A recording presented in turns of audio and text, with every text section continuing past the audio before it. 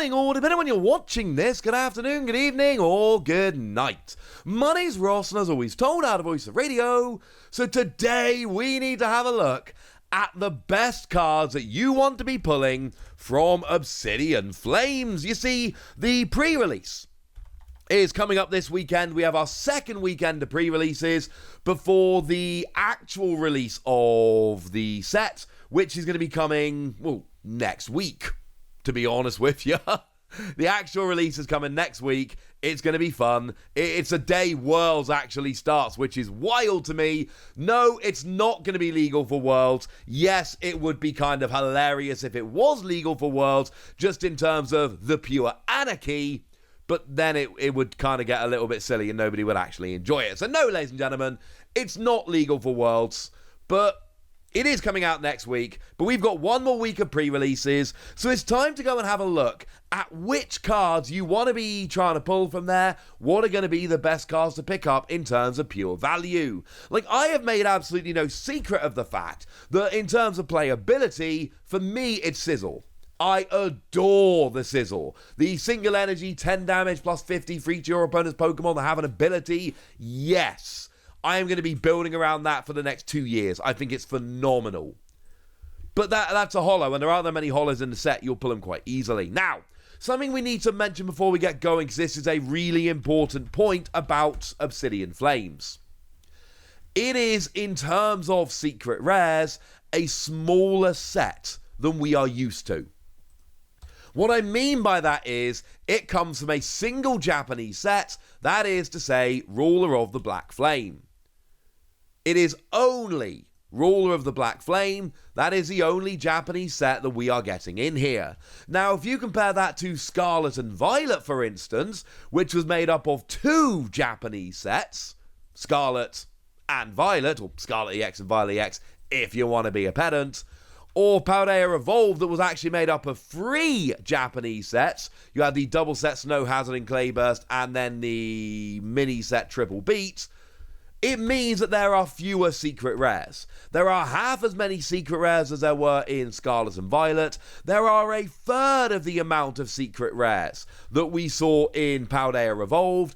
And what that means is, it is going to be significantly easier to pull these cards. The pull rates for all of these secret rares, whichever individual secret rare you're after, is going to be significantly easier to pick up. You need to bear that in mind when you're looking at these cards. When you're at your pre-release, when you're hoping to find these cards, when you're trading for these cards, you need to bear in mind that, you know, if you look at illustration rares, there are 12 in Obsidian Flames compared to 24 in Scarlet and Violet and 36 in Paldea Evolved. There are 6 special illustration rares in Obsidian Flames. That's a very low number. It means that pulling the individual one you want is going to be significantly easier.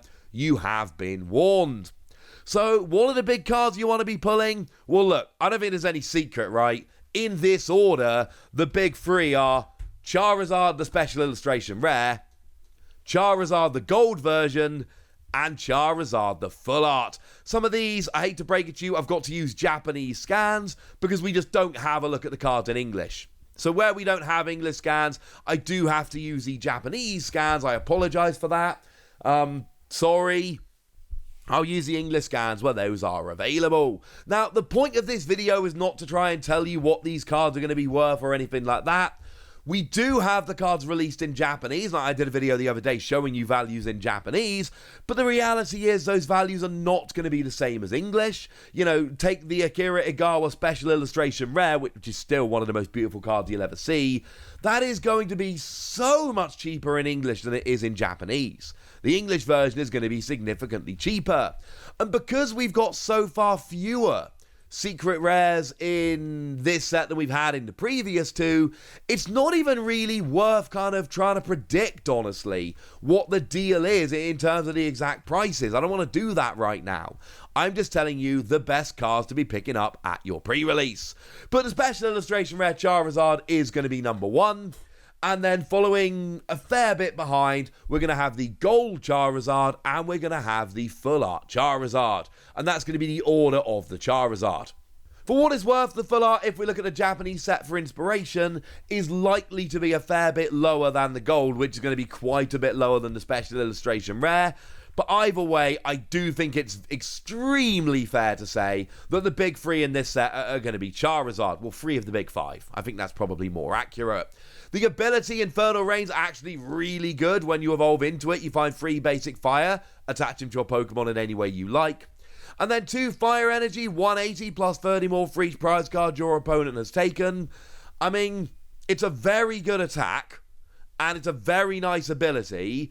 It's a stage 2, which is frankly a huge problem, but I do think there is an awful lot of potential with this Charizard here. I am a big fan of this Charizard, so yeah, frankly, ladies and gentlemen, these are going to be ones you look for. But what if you're not going for the Charizard? What else is out there?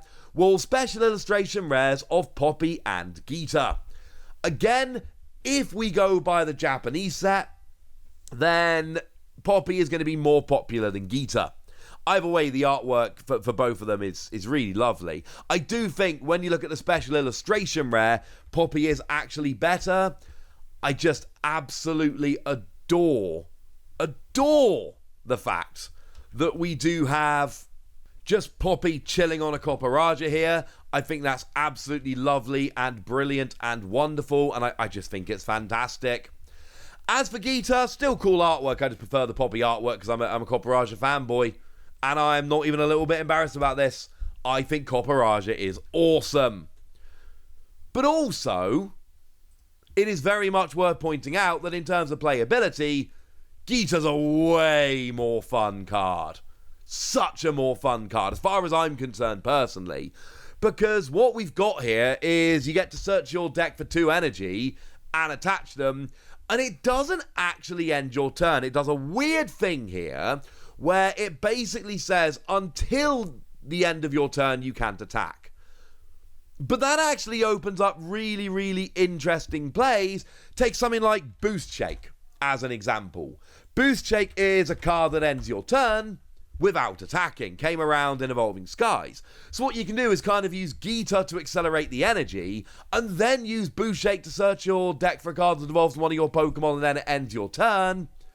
But that's fine, because you weren't able to attack anyway. And I actually really enjoy this. I think Geeta's like a legitimately really interesting card. I just think it's cool, honestly. And it's one that I'm very excited by. But do bear in mind, Poppy's going to be a bit higher than Geeta. Now, we can also then just pivot and immediately look at the full arts of these cards. They are also going to be up there in the top 10. And once again, we are going to see that Poppy is going to be higher than Geeta. Once again, I think Geeta's a more playable card, but I think artwork-wise, I'm giving this one to Geeta. I think I like the artwork. I'm in love with the special illustration rare of Poppy sleeping on a Copperaja. I think that's amazing. But I do think here that the Geeta full art is probably cooler. But once again, these are probably going to be in the top 10 cards. And once again, Poppy is probably going to be a little bit higher. And if you've been listening and paying attention and counting along with me, I have shown you 7 cards so far. I've shown you the free Charizard. I've shown you the 2 special illustration rare supporters. And I've shown you the 2 full art supporters. Interesting to note, there is one other full art supporter which is going to be probably in the top 10 here, and that is Ortega. Now, some people have suggested that it is the artist here that makes the difference. Could be. Honestly, ladies and gentlemen, absolutely could be. What we've got here is a Saito artwork for Ortega, and I know that a lot of people collect the Saito artworks. And I know this is a beautiful card. Maybe that's it. Maybe that is literally the point here. I mean, in terms of the card, it's almost really good. Lets you look at your opponent's hand, grab a card, put it on the bottom of their deck, but then it lets your opponent draw a card. Which seems kind of weird here. Like, hey, I'm disrupting my opponent, I'm making sure their hand's terrible, and then letting them draw a card. That part of the card, like, legitimately annoys me. Really just, I don't know why, it really frustrates me that you've got this nice kind of, way to slow your opponent down, and then instantly they get to draw a card which might then draw them out of it, which is actually really annoying. hey ho, ladies and gentlemen, you can't win them all. But the point is, this is a very cool card. That leaves 2 spaces remaining, and they are for 2 special illustration rares. It is the Pidgeot and the Ice Cube. And what do Pidgeot and Ice Cube have in common? I have had a lot of comments from people saying they don't like the artwork. That is legit what these 2 cards have in common. For what it's worth, I disagree. I've got a real soft spot for this Ice Cube. Now, I need to mention, as always, yes, I did do the reveal for Ice Cube, so yes, I am incredibly biased. I don't care. I think this artwork is cool. The fact that literally half the card is just white because it's like snow and ice, I get. That is a fair point. Still think the card's really cool. I love playability-wise that you get to do 160 and you get to stop your opponent attacking next turn. But mostly I love the fact that it's water energy on a fire Pokemon, so you can whack this in like a Baxcalibur deck, and then all of a sudden your opponent has got to watch out for a second weakness that you're hitting. I think that's really, really good. Pidgeot, of course, has got that ability to let you search for any card, and yeah, fine, it's a stage 2, but it's an ability that lets you search for any card. And I do think that's pretty gosh darn relevant and pretty gosh darn awesome. And yeah, I think there is a lot of reason here to be a little bit excited. So I think both of these cards are very good, and I know people don't necessarily love the artwork. That's on them. I personally do. One more shout out to the fact that the Pidgeot actually has a complete line by the same artist. And if you like the artwork, you're going to love them all. And if you don't like the artwork, you're probably not going to love any of them. And that's okay, ladies and gentlemen. That's okay. But the pre-releases are happening, so when you head on over to them, do make sure that you look out for these cards. These are going to be the top 10 cards that you should be looking out for when you go to your pre-release. For what it's worth, I still think Cleffa has some of the very, very best artwork in the game, in the history of the game, and I'm not exaggerating. And don't forget, there is a gold Kato Stadium in this set that is Artisan, and I love it. I opened up a box of Obsidian Flames that Pokemon sent me, and the very first time I ever saw this card was when I pulled it, and that made me absolutely over-the-top delighted happy. Right, there we go, ladies and gentlemen. That's what you need to know. Those are the cards to look out for at the Obsidian Flames pre-release this weekend, and now it's over to you guys. Tell me which cards you're looking out for. Tell me what you're excited about. Tell me anything you want to tell me in the comment section. Go nuts! Be nice!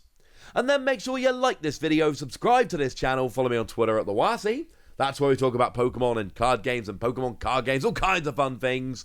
And please do consider checking out patreon.com/PTCGradio, where you can support the channel, get some bonus podcasts, join a Discord, and all kinds of fun things.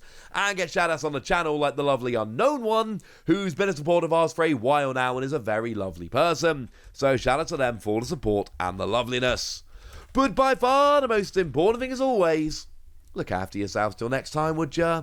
Thank you very much for watching. My name's Ross, and you've been watching PTCG Radio.